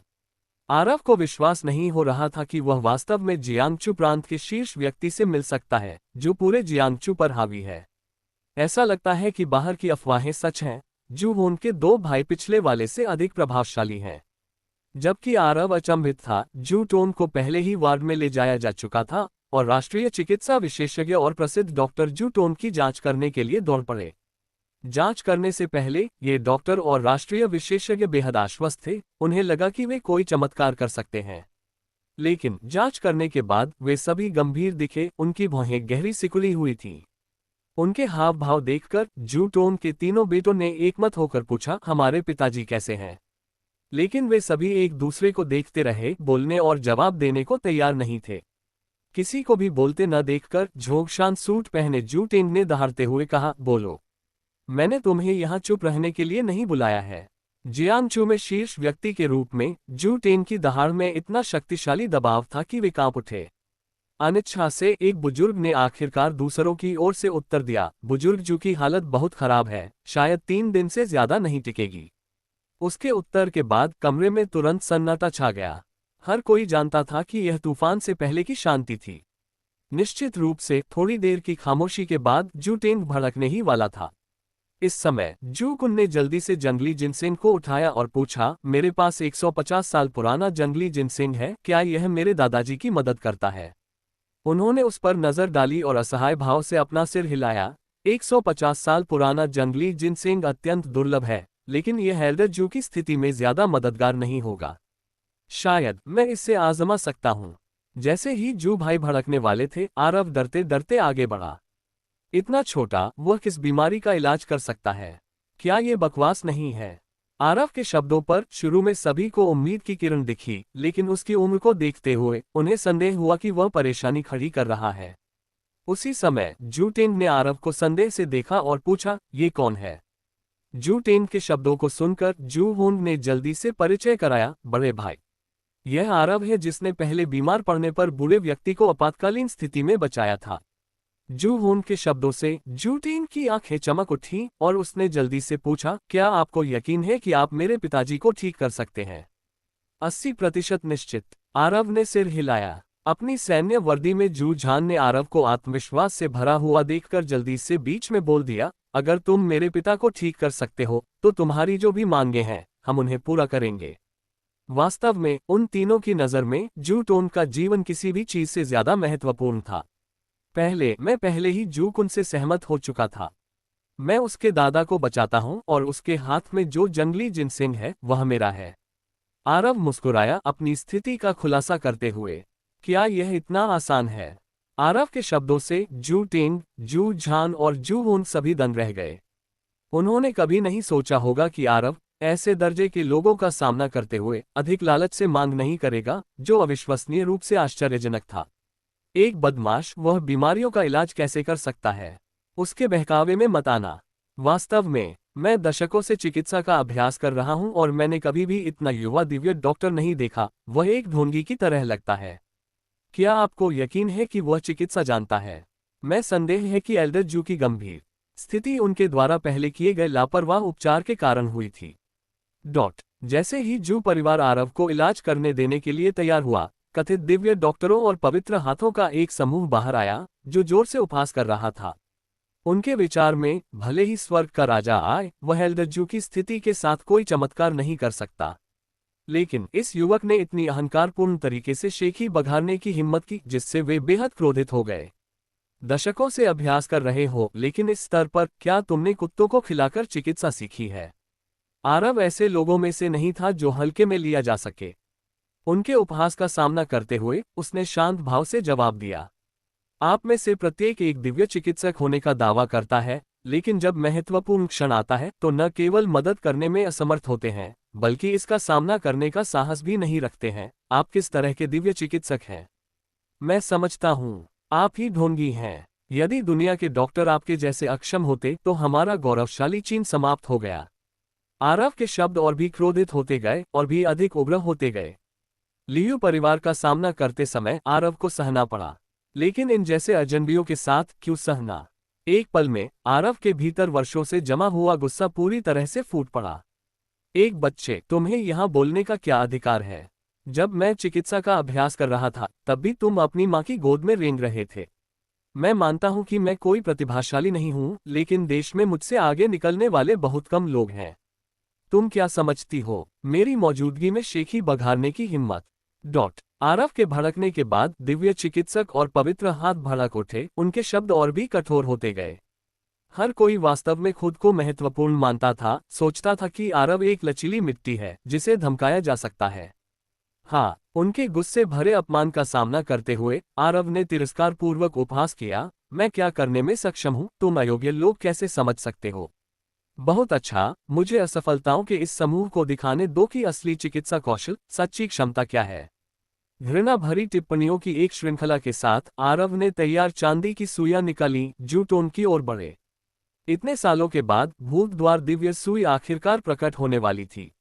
अध्याय 18 भूत द्वार दिव्य सुई अपनी शक्ति दिखाती है। बड़े भाई, क्या हमें उसे कोशिश करने देना चाहिए? ये दृश्य देखकर जू झान अभी भी थोड़ा चिंतित था। जू टेंग ने ठंडी निगाह से देखा और पलटकर कहा, या क्या? बूढ़े आदमी को मरने का इंतजार करने दो। जू टेंग के ये कहने के बाद जू झान ने बात करना बंद कर दिया। हालांकि जू हुन ने उन दिव्य डॉक्टरों का सामना करते हुए आरव की आभा को देखा, उसे लगा कि आरव वास्तव में चमत्कार कर सकता है। जहां तक जू कुन का सवाल है, उसने अपने हाथ में जंगली जिनसेन को देखा और जीवन पर संदेह करना शुरू कर दिया। क्या ये वास्तव में दादाजी की जान बचा सकता है? ये बहुत आसान है ना? तुम्हें इस पर जरूर पछतावा होगा। हिम्मत करके ये देखकर कि आरव वास्तव में कोई कदम उठाने वाला था, वे तथाकथित दिव्य डॉक्टर अनिच्छुक थे और अभी भी उसे रोकना चाहते थे। लेकिन बोलने से पहले वे स्तब्ध रह गए, एक शब्द भी नहीं बोल पाए। भूत द्वार दिव्य सुई। वास्तव में जब उन्होंने उसे रोकने की कोशिश की तो आरव ने जूटोन के शरीर में सिल्वर सुई डालने के लिए एक अविश्वसनीय तकनीक का इस्तेमाल किया। भूत द्वार दिव्य सुई प्राचीन पुस्तकों में दर्ज है। हे भगवान, मैंने क्या देखा है? आरव की हरकतों से दिव्य डॉक्टरों का नेतृत्व करने वाले बुजुर्ग ने आश्चर्य से कहा, क्या ये वास्तव में भूत द्वार दिव्य सुई है, जिसके बारे में अफवाह है कि यह जीवन और मृत्यु को जब्त कर लेती है? ये सुनकर उसके बगल में बैठे व्यक्ति ने भी अविश्वास में पूछा, ये सही है। मैं भाग्यशाली था कि मुझे भूत द्वार दिव्य सुई के उल्लेख वाली एक प्राचीन पुस्तक देखने को मिली, ठीक उसी तरह जैसे उसने इसका इस्तेमाल किया था। प्रमुख बुजुर्ग ने सिर हिलाया। इतनी कम उम्र में उसने वास्तव में भूत द्वार दिव्य सुई में महारत हासिल कर ली। क्या वह भूत द्वार दिव्य सुई का उत्तराधिकारी हो सकता है? हम पहले क्या कर रहे थे? हमने वास्तव में एक मास्टर से पूछा था जो भूत द्वार दिव्य सुई का उपयोग कर सकता है। क्या हमारे सिर पर गधे ने लात मारी थी? उनकी बातचीत सुनकर बाकी सभी लोग अवाक रह गए। अपने पिछले कार्यों को याद करते हुए उन्होंने चाहा कि वे खुद को कुछ बार थप्पड़ मार सकें। साथ ही आरव के उनके प्रति पिछले तिरस्कार को याद करते हुए वे शर्मा गए और शर्म से अपना सिर झुका लिया। जब आरव ने पहले ये शब्द कहे थे तो उन्हें लगा कि वह घमंडी हो रहा है, लेकिन अब उन्हें एहसास हुआ कि आरव सच कह रहा था। आरव की तुलना में वे वास्तव में कुछ भी नहीं थे, घरेलू चिकित्सा समुदाय के मानक को कम कर रहे थे। सभी की निगाहों के सामने आरव के हाथ में चांदी की सुई जल्दी से जूटोन की ओर बढ़ी। चांदी की सुई को पकड़े हुए आरव की आभा तुरंत बदल गई, एक उद्धारकर्ता बुद्ध में बदल गई। और आरव की हरकतों से सिल्वर नीडल ने जूटोन की हालत में तेजी से सुधार किया, जिससे उसका शरीर तेजी से ठीक हो गया। मूल रूप से मरने वाले बुजुर्ग व्यक्ति के गाल अचानक गुलाबी हो गए और उसकी स्थिति में तेजी से सुधार हुआ। हालांकि ये पर्याप्त नहीं था। घोस्ट गेट दिव्य सुई तारांकन घोस्ट गेट सेट करें। और आरव की अंतिम सुई के साथ एल्डर जू सीधे बिस्तर से उठकर बैठ गया, भ्रम में इधर उधर देखते हुए, यह नहीं जानते हुए कि क्या हुआ था। ये कैसे संभव है? ये बहुत चमत्कारी है। वास्तव में हम सभी झोलाछाप डॉक्टर हैं, ये सच्चा दिव्य डॉक्टर है। अफसोस, हमें झोलाछाप कहलाना स्वीकार करना होगा। जैसे ही एल्डर झोऊ बैठे, कमरे में मौजूद सभी दिव्य डॉक्टरों ने झोलाछाप होने की बात स्वीकार की। वास्तव में आरव की तुलना में उनके जीवन भर के चिकित्सा कौशल वास्तव में बेकार थे। बूढ़े आदमी, अब आपको कैसा लग रहा है? दादाजी, आप जाग रहे हैं? क्या आप ठीक हैं? जू परिवार से हर कोई एल्डर जू के पास जाकर उनकी स्थिति के बारे में पूछना चाहता था। उपचार के दौरान किसी को भी उनके पास जाने की अनुमति नहीं है। आरव ने उनकी ओर देखा और संकेत दिया, छोटे दिव्य चिकित्सक की बात सुनो, वहां मत जाओ। जू टेंग सहित जू परिवार के सभी लोगों ने आरव की बातों का स्वेच्छा से पालन किया, देरी करने की हिम्मत नहीं की। सभी को रोकने के बाद आरव ने एल्डर जू की स्थिति की जांच की। घोस्ट गेट दिव्य सुई के परिवर्तन के साथ एल्डर जू का शरीर पहले ही ठीक हो चुका था। और जैसे ही आरव ने सिल्वर सुई निकाली, एल्डर जू की बीमारी पूरी तरह से ठीक हो गई। ओह! सब कुछ पूरा करने के बाद आरव ने राहत की लंबी सांस ली। हालांकि आरव ने घोस्ट गेट दिव्य सुई का मुश्किल से ही इस्तेमाल किया था, फिर भी इसने काफी हद तक ट्रूक्यूई का उपभोग किया। यह अनुमान लगाया जाता है कि आरव इसे दिन में केवल एक बार ही इस्तेमाल कर सकता था। आवृत्ति बढ़ाने के लिए उसे अपनी सच्ची क्यूई को मजबूत करना होगा। आरव के समाप्त होने के बाद जू टेंग ने सावधानी से पास आकर पूछा, छोटे दिव्य डॉक्टर, मेरे पिता सेवा करने में खुशी हुई। एल्डर जू की बीमारी पूरी तरह से ठीक हो गई है। आरव ने मुस्कुराते हुए उत्तर दिया, छोटे दिव्य डॉक्टर, आप वास्तव में जू परिवार के लिए एक उपकारक हैं। आरव के शब्दों को सुनकर जू टेंग ने आरव का हाथ कसकर पकड़ लिया, अपना आभार व्यक्त करते हुए। आप मेरी चापलूसी करते हैं? आरव ने विनम्रतापूर्वक उत्तर दिया। जू टेंग और आरव के अलग होने के बाद जू झान भी उत्साह से दौड़कर आया, आरव का हाथ पकड़कर, और दिल से कहा, छोटे दिव्य डॉक्टर, बूढ़े आदमी को बचाने के लिए धन्यवाद। अगर आपको कभी किसी चीज की जरूरत होगी तो मैं, जू झान, मना नहीं करूंगा। न केवल जू झान बल्कि जू होंग और जू परिवार के सभी लोगों ने उत्साह से अपना आभार व्यक्त किया। उनमें से जू टेंग की बेटी विशेष रूप से खास थी, आरव को ऐसे देख रही थी जैसे देख रही हो जीवन रक्षक। जू टेंग की बेटी, जिसका नाम जू जिक्सी था, सुंदर और एक कुलीन महिला के व्यवहार वाली थी। जब जू कुन ने उसे देखा तो वह विनम्र था और जल्दबाजी करने की हिम्मत नहीं कर रहा था, जो जू परिवार में उसके महत्वपूर्ण अधिकार को दर्शाता है। हालांकि आरव ने कहा कि एल्डर जू ठीक है, लेकिन अस्पताल ने इस पर विश्वास नहीं किया और जांच करने पर जोर दिया। जब अस्पताल एल्डर जू की जांच कर रहा था तो जू कुन ने आरव के कंधे को थपथपाया, उसे धन्यवाद देते हुए कहा, भाई, तुम अद्भुत हो, सच में धन्यवाद। मुझे जंगली जिनसेंग दे दो। आरव मुस्कुराया और अपना हाथ आगे बढ़ाया। बेशक, जू कुन ने सिर हिलाया और जंगली जिनसेंग को आरव को सौंप दिया। हाथ में जंगली जिनसेंग के साथ आरव का चिंतित दिल आखिरकार शांत हो गया। यह असली खजाना था जिसे आरव ने बहुत महत्व दिया, बेहद कीमती। इस समय जू जिक्सी ने आकर सख्ती से चेतावनी दी, जू कुन, तुम क्या कर रही हो? लिटिल डिवाइन डॉक्टर को मत धमकाओ। बहन, मैंने ऐसा नहीं किया। जू कुन ने अपना सिर हिलाया, उसे लगा कि उसके साथ अन्याय हुआ है। जू जिक्सी ने सिर हिलाया और चेतावनी देना नहीं भूली, अच्छा, जब तक तुम ऐसा नहीं करती। मुझे लिटिल डिवाइन डॉक्टर कहने की जरूरत नहीं है, मुझे आरव कहते हैं। अपने सामने जू जिक्सी को देखते हुए आरव मुस्कुराया और अपना हाथ आगे बढ़ाया। ठीक है, धन्यवाद। जू जिक्सी ने सिर हिलाया और हाथ मिलाया। जू जिक्सी का हाथ नर्म और हड्डी रहित था, जिसे पकड़ना बेहद आरामदायक था। जू जिक्सी के साथ थोड़ी देर तक बातचीत करने के बाद आरव को उसके बारे में बहुत अच्छी धारणा हो गई थी। हालांकि वह आमतौर पर सख्त दिखती थी, जिससे हर कोई उससे डरता था, वह बहुत ही समझदार थी और उसका व्यक्तित्व अच्छा था। इसके अलावा बातचीत के माध्यम से आरव को पता चला कि वह अंदर से थोड़ी चंचल थी, एक शरारती बच्चे की आत्मा के साथ, केवल इसे प्रकट नहीं करती थी। ... सबके इंतजार में सभी परीक्षाएं पूरी हुई। परिणाम देखकर सभी डॉक्टर चौंक गए। रिपोर्ट को पकड़े हुए वे अविश्वसनीय रूप से जू परिवार के पास पहुंचे। क्या बात है, आप इतने चौंक क्यों रहे हैं? उन्हें जल्दबाजी में देखकर जू टेंग ने कड़ी फटकार लगाई। बड़े जू वास्तव में ठीक हो गए हैं, सभी बीमारियां ठीक हो गई हैं और बहुत स्वस्थ हैं। उसके शब्दों से सभी दंग रह गए, आरव को अविश्वसनीय भाव से देख रहे थे, जैसे कि किसी दिव्य प्राणी को देख रहे हों। अध्याय 19 भयानक आसमानी कीमत। शुरू में सभी ने सोचा कि आरव ने केवल एल्डर जू की बीमारी को टाला है और उसे खतरे से बचाया है। लेकिन उन्होंने कभी नहीं सोचा था कि आरव वास्तव में एल्डर जू को ठीक कर देगा, जिससे वह पूरी तरह से ठीक हो जाएगा। ऐसा करने के लिए किस तरह के भयानक साधन, किस तरह के चमत्कारी चिकित्सा कौशल की आवश्यकता होगी। एक पल के लिए हर कोई दंग रह गया। क्या ये भूत द्वार दिव्य सुई की शक्ति है? पूरी तरह से ठीक हो गया। क्या ये बहुत भयानक नहीं है? वास्तव में सभी बीमारियों को ठीक कर दिया। यह एक सच्चा चमत्कारी उपचारक है, हम उसके जूते उठाने के भी लायक नहीं हैं। जहां तक उन तथाकथित चमत्कारी उपचारकों की बात है, जब उन्होंने आरव को देखा तो उन्होंने बेहद हैरान होकर पूजा के भाव दिखाए। वास्तव में आरव का सिर्फ एक शब्द और वे स्वेच्छा से उसके अधीन प्रशिक्षु बनने के लिए घुटने टेक देंगे। हमारे जू परिवार के प्रति छोटे भाई की दयालुता हम सभी के लिए अविस्मरणीय है। जू टेंग और अन्य लोगों के लिए सदमे में, यहाँ तक कि आरव को संबोधित करने का उनका तरीका भी बदल गया। यह मेरा छोटा भाई है, आपको इसे चाचा कहना चाहिए। लेकिन ये शब्द एल्डर जू ने सुन लिए, जिन्हें अभी अभी परीक्षा कक्ष से बाहर धकेला गया था, और उन्होंने जल्दी से उन्हें सही कर दिया। वास्तव में इससे पहले एल्डर जू ने तुरंत आरव के साथ एक रिश्तेदारी महसूस की थी, उन्हें छोटा भाई कहकर पुकारा था।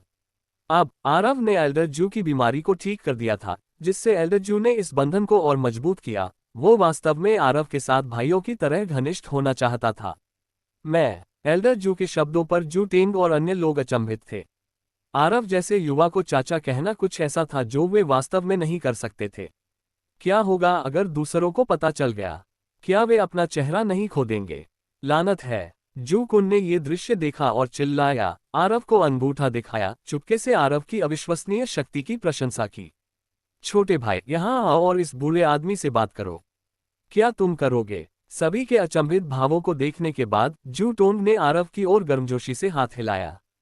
यह मेरा सम्मान है। आरव मुस्कुराया और सिर हिलाया। जू टोंग को धक्का देने के लिए उसके पीछे आया। दोनों ने कलाकृतियों से लेकर वाणिज्य तक और वाणिज्य से लेकर राष्ट्रीय मामलों तक की बातें की। दुनिया की हर चीज के बारे में बात करते हुए जू टोंग ने वास्तव में आरव को अपने छोटे भाई की तरह माना, अपने बेटे से ज्यादा आरव के प्रति स्नेह दिखाया। बाकी लोग चुपचाप पीछे पीछे चल सकते थे, उनकी बातचीत सुन सकते थे। ये देखकर सभी ने आरव को उच्च सम्मान के साथ देखा, यह महसूस करते हुए कि उन्हें भविष्य में हमेशा आरव के साथ अत्यंत सम्मान के साथ व्यवहार करना चाहिए, उसे कभी भी उत्तेजित नहीं करना चाहिए। अन्यथा अगर उन्होंने बूढ़े आदमी को दुखी किया तो उन्हें निश्चित रूप से उसके क्रोध का सामना करना पड़ेगा। इस समय एल्डर जू को अचानक कुछ याद आया और उसने जल्दी से कहा, ठीक है, क्या मैं खजाना इकट्ठा करने वाले गोल्डन टॉट को फिर से देख सकता हूँ? वास्तव में उसने अपने अवज्ञाकारी तीसरे बेटे के लिए खजाना इकट्ठा करने वाले गोल्डन टॉट को खरीदने का अवसर सुरक्षित करने की उम्मीद में यह उल्लेख किया था। हालांकि खजाना इकट्ठा करने वाला गोल्डन टॉट केवल शेन वानसन की किंवदंती से संबंधित था, लेकिन कौन निश्चित रूप से कह सकता है कि इसमें ऐसा जादू नहीं है? आरव अजीब तरह से हंसा और फिर शर्मिंदगी से जवाब दिया, इससे पहले नीलामी में मैंने जूकुन के 20 मिलियन पैसे खर्च किए और खजाना इकट्ठा करने वाले गोल्डन टॉट को उसके हाथों में गिरवी रख दिया। क्या? आरव के शब्दों को सुनकर एल्डर जू ने गुस्से से पीछे की ओर चिल्लाया, जू हुन, अपने कृतघ्न बेटे को यहाँ लाओ। जू टोन के गुस्से भरे भाव को देखकर जू कुन ने चुपके से खुद को बर्बाद महसूस किया और चुपके से भागने के लिए तैयार हो गया। भागो, क्या तुम भाग सकते हो? लेकिन जैसे ही उसने ये सोचा, एक सुंदर हाथ ने उसके कान को पकड़ लिया। बहन, तुम मेरी सगी बहन हो, क्या तुम थोड़ा नर्म हो सकती हो? अपने कान में दर्द महसूस करते हुए जू कुन ने जल्दी से विलाप किया। जू जिक्सी ने कठोर शब्दों में कहा, हमारे परिवार के उद्धारकर्ता को भी धोखा देने की हिम्मत, तुम इसके लायक हो।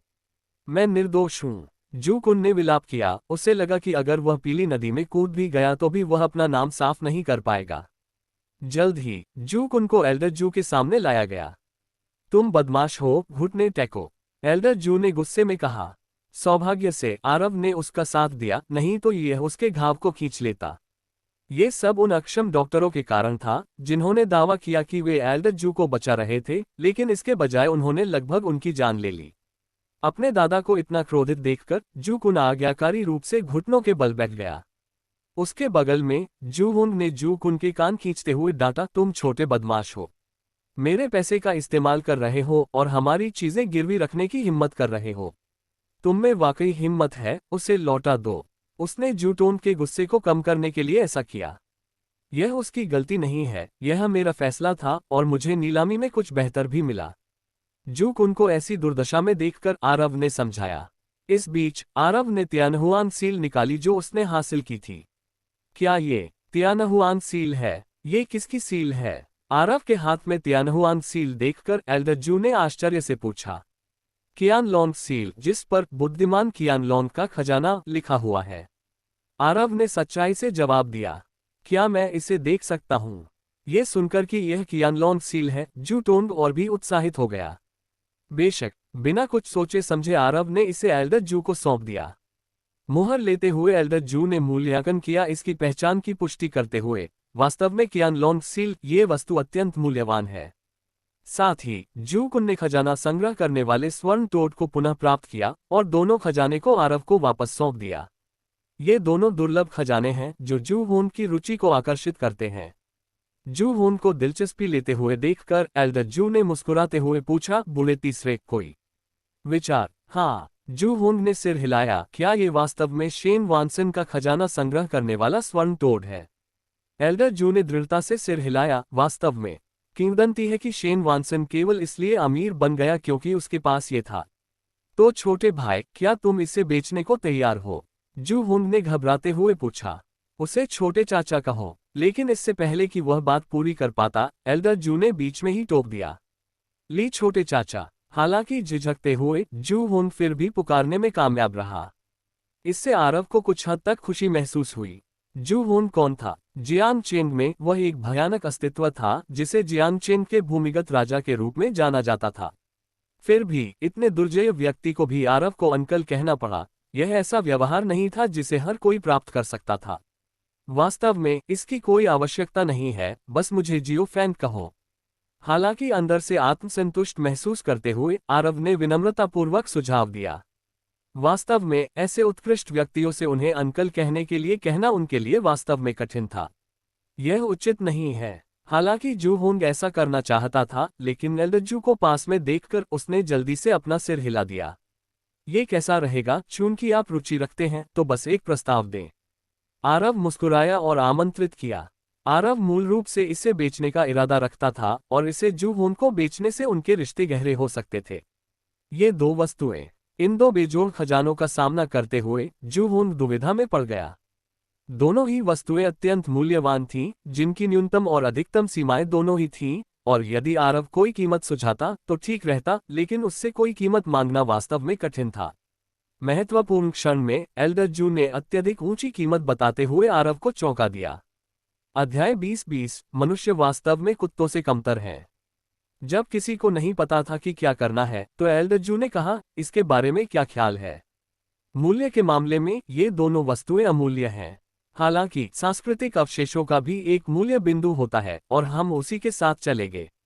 खजाना इकट्ठा करने वाले गोल्डन टॉड की कीमत लगभग 80 मिलियन है और सामान्य नीलामी कीमतों के आधार पर कियानलोंग सील की कीमत 10 मिलियन से लेकर 100 मिलियन तक होती है। चलिए इसे भी 80 मिलियन ही मानते हैं। इन दो खजानों के लिए हमें युवक को 160 मिलियन देना चाहिए। ... एल्डर जू के शब्दों के बाद आरव कुछ हद तक चौंक गया। ये 100 मिलियन से ज्यादा है, सिर्फ कुछ मिलियन नहीं। पिताजी, चलो सिर्फ 160 मिलियन नहीं कहते। हमारे परिवार के प्रति मेरे चाचा की दयालुता के लिए मैं सीधे 200 मिलियन की पेशकश करूंगा। आरव को और भी ज्यादा हैरानी तब हुई जब जू हुन ने 200 मिलियन का सीधा प्रस्ताव दिया। चलो 160 मिलियन लेते हैं, और मैंने पहले जो 20 मिलियन उधार लिए थे उन्हें गिनते हुए मुझे 140 मिलियन देते हैं। हालांकि आरव ने इसका फायदा नहीं उठाया। आरव की बातों का पालन करते हुए एल्डर जू ने स्वीकृति में सिर हिलाया और आरव को उच्च सम्मान के साथ देखा। एल्डर जू के दबाव में जू हुन ने अंततः 150 मिलियन का भुगतान किया और कियानलोंग सील और खजाना इकट्ठा करने वाला गोल्डन टॉड हासिल किया। अपने बैंक खाते में पड़े 150 मिलियन को देखते हुए आरव लंबे समय तक इसे वसूल नहीं कर पाया। ये बहुत आसान है ना? ये बहुत अविश्वसनीय है ना? इस तरह से आसानी से 150 मिलियन हासिल करना पैसे उठाने से ज्यादा डरावना है। नहीं, पैसे छापने से भी ज्यादा डरावना है। पैसे मिलने के बाद आरव ने ऑनलाइन लिए गए सभी लोन चुका दिए। ब्याज कितना भी ज्यादा क्यों न हो, आरव को इसकी परवाह नहीं थी, क्योंकि मुश्किल समय में उनके पैसे ने वाकई उसकी छोटी बहन की जान बचाई, जो किसी भी पैसे से ज्यादा कीमती है। साथ ही आरव ने घर घर जाकर उधार लिए गए पैसे एक एक करके चुकाए। कर्ज मुक्त जिंदगी बेफिक्र। कर्ज के बिना आरव को बहुत सुकून मिला और उसने अपनी छोटी बहन के लिए खाने की चीजें खरीदी। लेकिन जैसे ही वह घर पहुंचा, उसे लियू जू का फोन आया। लियू जू का फोन देखकर आरव ने अपना सामान नीचे रखा और फोन उठाया। क्या तुम वापस आ सकते हो? मुझे तुमसे कुछ बात करनी है। फोन उठाने के बाद लियू जू की आवाज फोन से आई। ठीक है, आरव ने तुरंत सहमति जताई और फिर फोन रख दिया। छोटी बहन, तुम्हारी भाभी ने मुझे वहां जाने के लिए कहा है। जब मैं वापस आऊंगी तो तुम्हारे लिए कुछ अच्छा खाना बनाऊंगी। आरव ने अपनी बहन की ओर देखते हुए थोड़ा अजीब तरीके से कहा। भाई, तुम जल्दी जाओ, मेरी चिंता मत करो, मैं अपना ख्याल खुद रखूंगी। ये कियान मुस्कुराए और अधीरता से आरव को बाहर धकेल दिया। तो अपना ख्याल रखना। एक असहाय आह के साथ आरव लियू परिवार के पास चली गई। जब आरव लियू परिवार में वापस लौटी तो आश्चर्यजनक रूप से लियू जू का पूरा परिवार वहां था। माहौल थोड़ा अजीब लगा। आरव को वापस आते देख जिन एर ने जोर से गाली दी, तुम काया हो, तुम अभी भी वापस आना जानते हो? अगर तुम खाना नहीं बनाओगे तो हम क्या खाएंगे? क्या तुम वाकई हम सभी को भूखा रखना चाहते हो? जाओ अभी खाना बनाओ। जिन एर के अलावा लियू जू के पिता लियू शिटियन ने भी दुखी भाव से आरव को देखा। लियू जू के भाई और बहन भी नाराजगी के भाव लिए हुए थे। ऐसा लग रहा था कि वे आरव को निगल जाना चाहते हैं। आरव इसे बर्दाश्त कर सकता था, लेकिन जो बात उसे बर्दाश्त नहीं हुई वही ये थी कि लियू परिवार की नानी भी उससे तिरस्कार से देख रही थी। Woof woof. सबसे ज्यादा अतिशयोक्तिपूर्ण ढंग से उनके बगल में मौजूद कर्कश ने असंतोष व्यक्त करते हुए कुछ बार आरव पर भौंका। तुम क्या कर रहे हो? लियू जू ने उन पर भौहें चढ़ाईं और फिर कहा, मैंने उसे घर जाकर 2 दिनों के लिए अपनी बहन की देखभाल करने के लिए कहा था। मैंने उसे यहाँ तुम्हारे लिए खाना बनाने के लिए नहीं बुलाया है। हालांकि कुछ लोग नाराज थे, लेकिन उन्होंने कुछ भी कहने की हिम्मत नहीं की। लियू जू परिवार की रीढ़ थी, परिवार के व्यवसाय की प्रभारी थी, और लियू परिवार अच्छी तरह से रह सकता है या नहीं यह उसके मूड पर निर्भर करता था। इसलिए लियू जू घर पर बहुत अधिकारपूर्ण थी। दूसरों को रोकने के बाद लियू जू ने आखिरकार कहा, आरव, मैंने तुम्हें वापस आने के लिए कहा क्योंकि दादी चाहती है कि तुम सार्वजनिक नीलामी में जाओ। क्या? लियू जू के शब्दों के साथ सभी के चेहरे पर भाव बदल गए। वह सार्वजनिक नीलामी में लियू परिवार का प्रतिनिधित्व कर सकता है? क्या उसने श्रीमती लियू सीनियर का पक्ष प्राप्त कर लिया है? उन्हें लगा कि आरव लियू परिवार का प्रतिनिधित्व करने जा रहा है, जिससे उन्हें अविश्वास और झटका लगा। वास्तव में अगर वह नीलामी में लियू परिवार का प्रतिनिधित्व करता है, तो इसका मतलब होगा कि परिवार द्वारा उसका बहुत अधिक उपयोग किया जाएगा और उसका दर्जा बढ़ जाएगा। वे बिल्कुल भी उस बर्बादी को स्वीकार नहीं कर सकते थे जिसे वे आमतौर पर नीची नज़र से देखते थे, जो उनसे बेहतर कर रही थी। क्यों? क्या मैं एक प्रतिनिधि के रूप में जा रहा हूँ? आरव ने बहुत शांति से जवाब दिया। नहीं, वह चाहती है कि तुम चुपचाप जाओ। लियू जू ने अपना सिर हिलाया। मुझे पता था, ये कैसे संभव हो सकता है? लियू जू का जवाब सुनकर लियू परिवार के सदस्यों ने राहत की सांस ली और उनके चेहरे पर ऐसे भाव थे जैसा कि अपेक्षित था। हालांकि वे दोनों सार्वजनिक नीलामी में जा रहे हैं, लेकिन दोनों पूरी तरह से अलग हैं।